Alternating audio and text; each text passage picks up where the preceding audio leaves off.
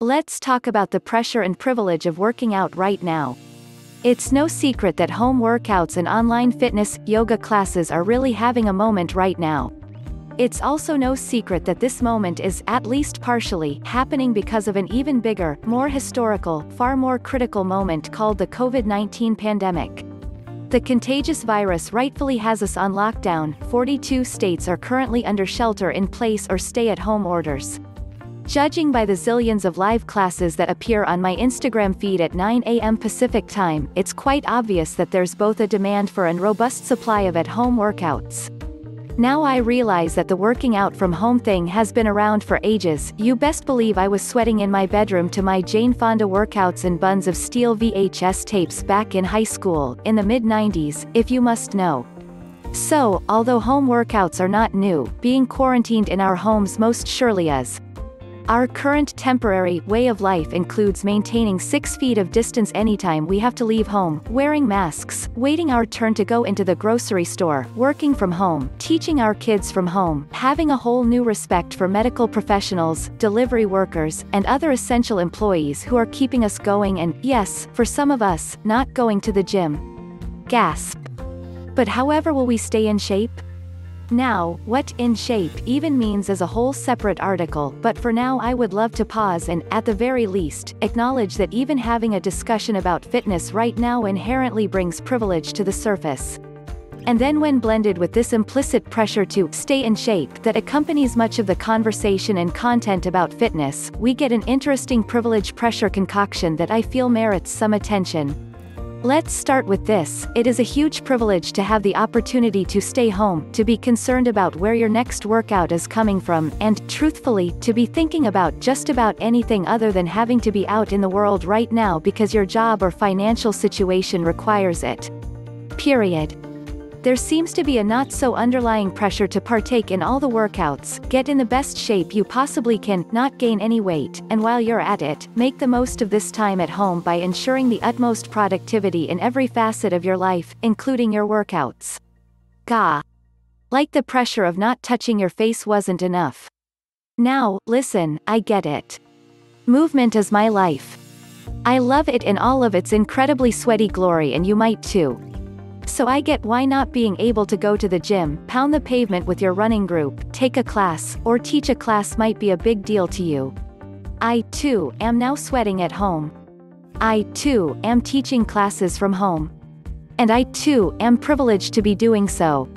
In the spirit of getting through this thing together, here are 9 assorted tips I want to share with anyone who's thinking about their fitness right now. 1. Honor the fact that you can work out right now if you want to. I know I said it already, but I'm going to say it again. Being in a position to think about your fitness goals during this time is a privilege. Take a moment to let that sink in. And I mean sink all the way in. Let it seep into your veins until you are radiating with gratitude. Your body is an incredible vessel, and movement is a blessing. So it's not that you can't or shouldn't focus on your fitness goals if that's what you want and are able to do, but I do think it's important to remind yourself of how fortunate you are to do so.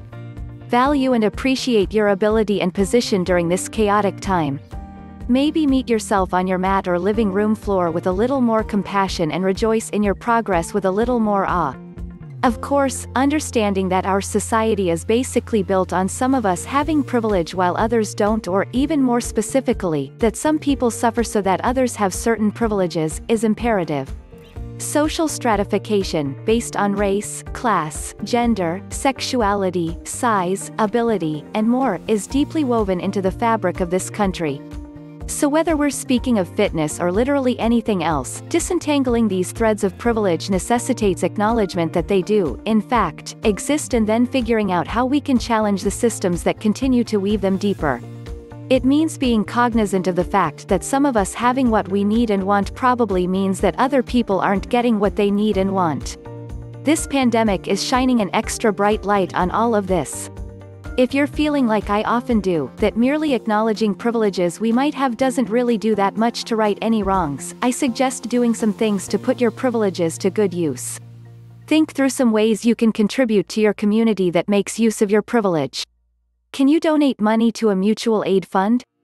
Can you volunteer to shop for groceries for an elderly or immune-compromised person in your neighborhood? Can you sew masks or provide tutoring or other virtual services? Or, in the context of these online classes, can you donate maybe a bit extra for someone else to be able to take class? 2. Don't get sucked into the no excuses mindset.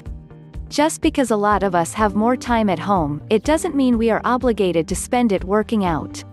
While everyone is on all the Insta and FB lives, it's okay if you sit out to be live in your own life.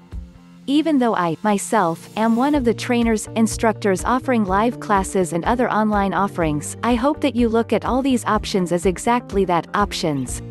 Offerings. Opportunities. Not pressure-filled, FOMO-inducing obligations. If you sit one or two, or all, of them out, it's okay. They will still be there later. And if you're just not that into working out at home, that's okay too. 3. Now's a great time to exercise simply for stress relief and overall wellness versus gains. Maybe now's not the time to dial in your next level fitness goals. Maybe you couldn't even if you wanted to because you don't have access to the space or equipment you'd need to do it. That's fine. Try not to let the pressure to keep going as you always have contribute to the stress that is already surrounding us. Because it is surrounding us on every platform and channel, empty grocery store aisles, and taped-off markers on the ground. Instead, use movement for release and relief, for fun, and to keep yourself healthy when and how it best serves you. 4. Let yourself be bummed or angry about how all this changes your exercise routine. There's no one right way to feel now. Feeling upset about an event being cancelled, to feel lost or confused about how to switch up your routine, or to be frustrated that you feel like your hard-earned progress has suddenly been thwarted, this is all natural and okay. Feel your feelings and also contextualize them with perspective. Come back to the gratitude for your body and for your ability to adjust and adapt. And then adjust and adapt. Maybe you can take this time to refine the smaller details of your running form, switch up your routine so that you work different muscle groups, give your body a chance to repair or give yourself a whole different kind of physical and/or mental challenge. With this collective trauma that we are experiencing also comes a collective sense of loss. I think we can all agree that much of the loss that is happening all around us is utterly devastating and incomparable to having to rearrange our timelines, but that doesn't mean that these smaller losses aren't difficult or frustrating. 5. Be mindful about how you share your body-related stress and anxiety. Now, I know that pandemic memes of 2020 are really having their moment and getting some of us through the day. But one of the things I've seen swirling around is all the talk, memes, GIFs, tweets, posts, and captions about gaining the COVID-19, the quarantine cousin to the freshman 15. While being self-deprecating about your weight may be funny to you or even a way you cope with your own feelings about your body, remember that putting that stuff out there on social media could be wildly triggering to those around you or those who come in contact with your social media posts.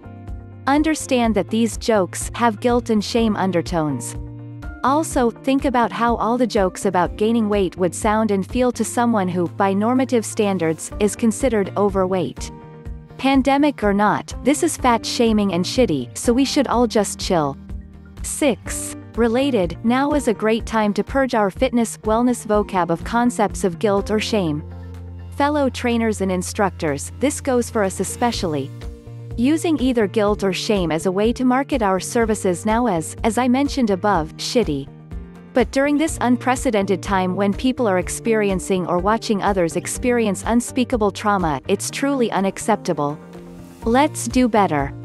But the same goes for exercise enthusiasts. Guilt and shame are woven into the way we think about wellness, thanks to diet culture. We can choose to participate in a wellness culture where shame and guilt have no place. 8. If you're exercising outdoors, perfect your social distancing. No one lives alone, we all live in neighborhoods and communities. If you are running, biking, hiking, or otherwise training outdoors, please keep in mind you are not immune to social distancing rules. Nor are you immune to spreading virus. It's okay to go outside and get your sweat on if you are able to do so safely.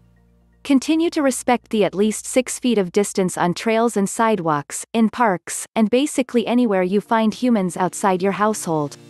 If you're in an area where exercising outside safely isn't possible because of how many people are around, I'm sorry to say that now's the time to curtail your outdoor workouts.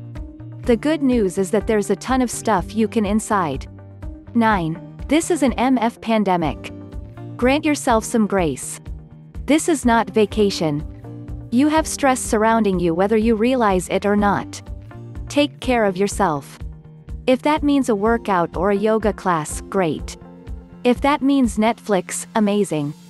If that means baking bread and FaceTiming your mom, please do it. Be with yourself enough to know what you, your mind, and your body need to maintain some peace.